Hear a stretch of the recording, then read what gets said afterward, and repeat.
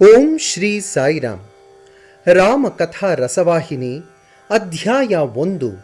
ರಾಮ, ರಾಜಕುಮಾರ ಮತ್ತು ಧರ್ಮ. ರಾಮನಾಮವು ವೇದಸಾರ, ರಾಮಚರಿತ್ರೆಯು ಹಾಲ್ಗಡಲು. ಅಂದಿನಿಂದ ಇಂದಿನವರೆಗೂ ಬೇರೆ ಯಾವ ದೇಶದಲ್ಲೇ ಆಗಲಿ, ಯಾವ ಭಾಷೆಯಲ್ಲೇ ಆಗಲಿ ಇಂಥ ಮಹಾಕಾವ್ಯ ಹುಟ್ಟಿಯೇ ಇಲ್ಲವೆಂದು ಹೇಳಬಹುದು.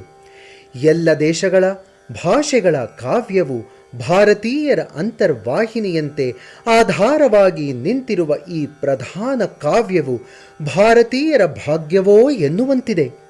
ರಾಮನು ಹಿಂದೂಗಳ ಮನೆ ದೇವರಾಗಿಯೋ, ಮನೆಯ ಹೆಸರಾಗಿಯೋ, ಮನೆಯವರ ಹೆಸರಾಗಿಯೋ, ಅಂತೂ ಹೇಗೋ ಈ ರಾಮರಸವನ್ನು ಕುಡಿಯದಿರುವ ಭಾರತೀಯನೇ ಇಲ್ಲವೆಂದು ಹೇಳಬಹುದು. ಪಂಡಿತರಿಂದ ಹಿಡಿದು ಪಾಮರರವರೆಗೆ, ಕೋಟ್ಯಾಧೀಶರಿಂದ ಹಿಡಿದು ಬಡವರವರೆಗೆ, ರೋಗಿಗಳಿಂದ ಹಿಡಿದು ಯೋಗಿಗಳವರೆಗೆ ರಾಮಾಯಣವು ಎಲ್ಲರ ಪಾರಾಯಣ ಗ್ರಂಥವಾಗಿ ಪ್ರಕಾಶಿಸುತ್ತಿದೆ.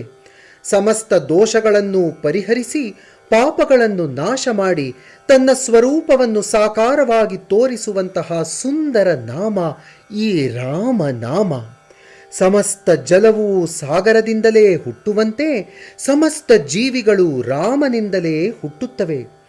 ಜಲವಿಲ್ಲದ ಸಾಗರ, ರಾಮನಿಲ್ಲದ ಜೀವ ಲೋಕದಲ್ಲಿ ಇಲ್ಲ, ಇರಲು ಅಸಾಧ್ಯ.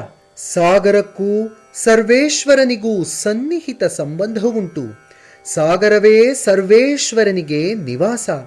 ಕ್ಷೀರ ಸಾಗರ ಶಯನನೆನ್ನುವುದಕ್ಕೆ ಇದು ಪ್ರಧಾನ ಪ್ರಮಾಣ. ಆದ್ದರಿಂದಲೇ